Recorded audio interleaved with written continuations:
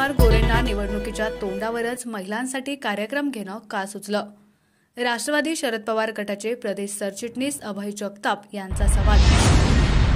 गेल्या 15 वर्षात महिला सबलीकरणासाठी कोणताही प्रयत्न न करणाऱ्या आमदार जयकुमार गोरे यांना विधानसभा निवडणुकीच्या तोंडावरच महिलांसाठी कार्यक्रम का घ्यावा असा सवाल राष्ट्रवादी शरद पवार गटाचे प्रदेश सरचिटणीस अभयसिंह जगताप यांनी उपस्थित केलाय। महिलांवरील अत्याचारात वाढ होत असताना इव्हेंटमध्ये महिलांवर पिस्तूल रोखण्याची पोच देऊन कसली मर्दुमकी दाखवता असा सवाल करत त्यांनी आमदार गोरे यांनी घेतलेल्या लाडक्या वहिनींच्या कार्यक्रमात केलेल्या टीकांचा दहिवडीतील पत्रकार परिषदेत जोरदार समाचार घेतला।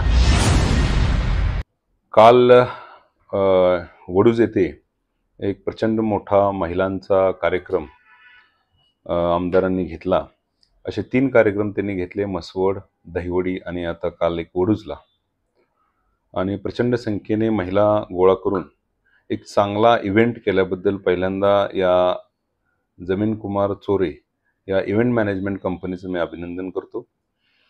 त्यांनी इव्हेंट करत असताना काय काय गोष्टी केल्या या जनतेपर्यंत आलेल्या नाहीत। त्यांनी जो इव्हेंट केला त्यातली महिलांची गर्दी ही सोशल मीडियाच्या माध्यमातून, बातम्यांच्या माध्यमातून जनतेपर्यंत पोहोचवली, परंतु त्यामागची बॅकग्राऊंड जनतेला कळावी या उद्देशाने आज मी आपणासमोर आलोय। हा जो इव्हेंट झाला यामध्ये ज्या महिला आल्या त्या कशा आल्या, तर या दोन्ही तालुक्यांचे बीडीओ, तहसीलदार आणि प्रांत यांनी जातीने लक्ष घालून या बीडीओनी तर प्रत्येक बचत गटांच्या सीआरपींची मीटिंग घेऊन, अंगणवाडी सेविकांची मीटिंग घेतली, आशा वर्कर यांच्या मीटिंग घेतल्या आणि त्यांना टार्गेट दिले।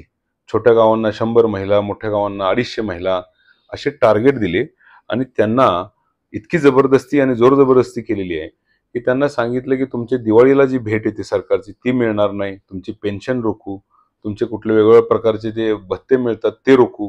अशा पद्धतीचं एक प्रकारचं भययुक्त वातावरण त्यांच्या मनामध्ये तयार करून त्यांना या कार्यक्रमासाठी महिला घेऊन येण्याचं एक प्रकारचं टार्गेट देण्यात आलं। आणि त्याचा परिणाम म्हणून या महिलांनी भीतीपोटी इतर महिलांना अक्षरशः गवायवा करून, म्हणजे त्यांच्या पाया पडून या महिला गोळा केल्या, एसटी मध्ये भरल्या आणि त्या महिला या ठिकाणी घेऊन आल्या आणि या महिलांना तुम्हाला साडी मिळणार आहे याचा आमिष दाखवून या महिला गोळा केल्या आणि त्या महिलांचे प्रचंड मोठे कार्यक्रम आमदारांनी केले। हरकत नाही, महिलांना तिथं काही भेटवस्तू मिळाल्या, साड्या मिळाल्या, महिलांनी त्याचा उपभोग घेतला, चांगली गोष्ट आहे। परंतु या कार्यक्रमामध्ये ज्या पद्धतीनं आमदारांनी गरळ ओकली आणि त्यामध्ये मीच कसा महिलांचा उद्धार करताय असं दाखवलं आणि शरद पवारांच्यावरही त्या कार्यक्रमात गरळ ओकली, त्यामुळं मला खऱ्या अर्थानं तुमच्या पुढे हे गोष्टी काही सांगण्याची गरज पडली। या कार्यक्रमामध्ये त्यांनी असं सांगितलं की जणू काही मीच महिलांसाठी खूप मोठं काम करतो। यांनी गेल्या 15 वर्षामध्ये एखादा बचत गट सक्षम करण्याचं काम केलं असेल तर त्यांनी ते जनतेसमोर ठेवावं। या 15 वर्षामध्ये महिला सक्षमीकरणासाठी, सबलीकरणासाठी त्यांनी काय काम केलं, ह्यांना आत्ताच महिलांची आठवण का आली? इलेक्शनच्या पार्श्वभूमीवर मताचा जोगवा मागण्यासाठी ह्यांना महिलांची आठवण आली। तोपर्यंत गेल्या 15 वर्षात एक तरी महिला उद्योजिका घडवण्याचं काम यांच्याच्यानं झालं का? एखाद्या महिला बचत गटांच्या ट्रेनिंगसाठी त्यांनी काही मीटिंग घेतल्या का प्रशासनाच्या, की या महिला बचत गट सक्षमीकरणासाठी आपण काही काम करावं? असं काही केलं असलं तर त्यांनी ते जनतेसमोर मांडावं। हा इव्हेंट जनतेसमोर मांडण्यापेक्षा त्यांच्या मदतीनं किती महिला सक्षम झाल्या हे त्यांनी जनतेसमोर मांडावं, मग आम्ही त्यांचं मान्य करू की तुम्ही खरंच काहीतरी केलं। इव्हेंटला काय साड्या दिल्यावर महिला येतात आणि ह्याच्यापेक्षा मोठे इव्हेंट मी अख्ख्या म्हाडा लोकसभा मतदारसंघामध्ये प्रत्येक मतदारसंघामध्ये केले, प्रत्येक विधानसभा मतदारसंघामध्ये केले आणि त्या इव्हेंटला प्रशासन माझ्या बाजूने नव्हतं, फक्त आणि फक्त राष्ट्रवादी काँग्रेस पार्टीच्या कार्यकर्त्यांच्या बळावर 10-10 हजार महिलांचे इव्हेंट मी केले। हे इव्हेंट करून तुम्ही खूप मोठे उस्ताद आहात हे दाखवण्याचा प्रयत्न अजिबात करू नका। दुसरी गोष्ट, तुम्ही महिलांचं सबलीकरण केलंच नाही पण शरद पवारांच्यावर टीका केली। अहो, शरद पवारांनी काय केलं याची जरा तरी तुम्हाला जाणीव आहे का? शरद पवारांच्या बारामतीमध्ये जाऊन बघा, तिथे गेल्यानंतर तुम्हाला कळेल बचत गट सक्षमीकरणासाठी सुप्रियाताई आणि शरद पवारांनी काय काय केले। त्यांचे प्रोडक्ट विकण्यासाठी जिल्हा परिषदेमार्फत अमेझॉन सारखं एक प्रोडक्ट बनवलंय आणि त्या प्रोडक्टवर बचत गटांचे सगळे प्रोडक्ट पुणे शहरातील जनतेसाठी विकत घेण्यासाठी उपलब्ध करून दिलेले आहेत आणि बचत गट सक्षम झालेले आहेत. त्याचबरोबर तुम्ही पवार साहेबांवर एवढी टीका करता, पवार साहेबांच्या लाईफ टाईम मध्ये काय काय महिलांसाठी केले.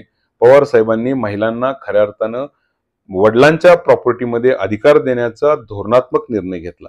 पवार साहेबांनी महिलांना पंचायती राजमध्ये एंट्री मिळवून दिली आणि 33% आरक्षण हे पंचायती राज सिस्टीम मध्ये महिलांना दिलं. त्यामुळेच अनेक सरपंच महिला झाल्या, अनेक जिल्हा परिषद अध्यक्ष महिला झाल्या आणि स्वतःच्या हिमतीवर त्या ग्रामपंचायती जिल्हा परिषदा चालवू लागल्या.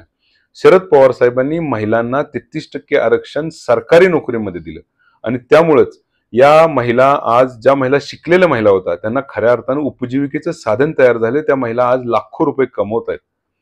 तुम्ही 1500 रुपये जे देताय त्याच्यापेक्षा या महिलांना स्वतःच्या पायावर उभा करून त्यांना लाखो रुपये कमवण्याचं ज्ञान देणं, त्यांना कमवण्यासाठी एक प्लॅटफॉर्म उपलब्ध करून देणं हे खूप मोठं काम आहे.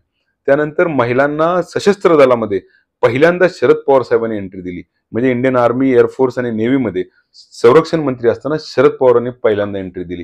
हे इतकं मोठं काम शरद पवार साहेबांचं महिलांसाठी आहे आणि त्या प्लॅटफॉर्मवर तुम्ही चक्क शरद पवार साहेबांवर टीका करता. तुम्हाला जरा तरी याची लाज वाटली पाहिजे. आपण थोडंसं काम करा म्हणजे खऱ्या अर्थानं मानखटावच्या महिला सक्षम होतील आणि महिला सक्षम झाल्या तर आम्हालाही तुमचा अभिमान वाटेल.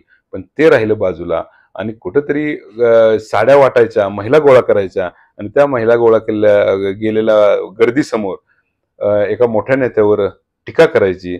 असले फालतू कार्यक्रम तुम्ही बंद करा एवढीच तुम्हाला विनंती करतो. आणि महिला सक्षमीकरणासाठी आम्ही, आमचा पक्ष, आमचे नेते सर्वजण सक्षम आहेत. तुमच्या 1500 रुपयांनी महिलांचं किती भलं होतं हे आम्हाला माहीत नाही, परंतु आम्ही येणाऱ्या काळामध्ये बचत गटांसाठी आणि महिला उद्योजक बनावूया यासाठी जे काम करणार आहे त्यांनी नक्कीच मानखटावमध्ये महिला सक्षम आणि त्या स्वतः कमवण्यासाठी तयार होतील याची मला पूर्ण खात्री आहे. महिलांच्या कार्यक्रमामध्ये आपण मसवडमध्ये केलेल्या पिस्तूलच्या ॲक्शनचे समर्थन करताना प्रत्येक वेळी वेगळी कारणं देता. मग काल म्हणाले की मी महिलांचं संरक्षण करण्यासाठी समर्थ आहे आणि शासनानं मला अधिकृत लायसन दिलेलं आहे. अरे तुम्ही महिलांचं संरक्षण करण्यात जर एवढेच समर्थ आहे तर तुम्ही तुमच्या ज्या देवाभाऊंचं नेतृत्व मानता त्यांच्या गृहमंत्र्यांच्या त्यांचा जो कालावधी आहे त्या कालावधीत सर्वाधिक बलात्कार महाराष्ट्रात होते. त्याचं संरक्षण तुम्ही का नाही करत?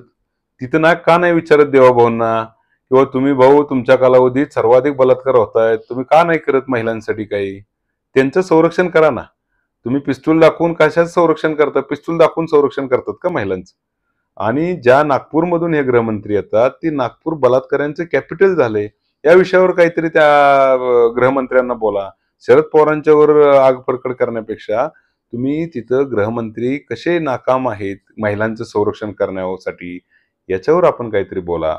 म्हणजे आम्हालाही कळेल नक्की काय तुम्ही महिलांसाठी केलं आणि कसं तुम्ही संरक्षण करताय. दुसरा मुद्दा, 1500 रुपये देऊन तुम्ही जे महिलांवर उपकार केल्याची भाषा करताय आणि ज्या महिला येणार नाहीत त्यांचे 1500 रुपये बंद करण्याची भाषा करताय. हे 1500 रुपये तुम्ही एका हाताने देताय आणि दुसऱ्या हातून त्यांच्याच स्वयंपाकघरातून 3000 रुपये काढून घेताय. 140 रुपयेचं खोबरं एक आठवड्यात 240 रुपये किलो झालं. तेलाच्या डब्यामध्ये 1800 रुपयेवरून 2300 रुपयेवर गेला. 500 रुपयांनी वाढ केली. म्हणजे तुम्ही एका बाजूनं 1500 रुपये देताय आणि त्याच किचन मधून त्या महिलेच्या स्वयंपाकघरातून 3000 रुपये खर्च वाढवताय. म्हणजे काय करताय? त्यांच्यावर खऱ्या अर्थानं तुम्ही अन्याय करताय. आणि हे राहिलं बाजूला आणि असे इव्हेंट आणि कार्यक्रम घेऊन तुम्ही असं पिक्चर तयार करण्याचा प्रयत्न करताय की आम्हीच महिलांसाठी खूप काही केलं. तर हे जनतेच्या आता लक्षात आलंय आणि येणाऱ्या काळात मानखटावच्या जनता तुम्हाला त्याची झलक दाखवणार आहेत आणि तुम्हाला तुमची जागा दाखवणार आहेत. आणि दुसरं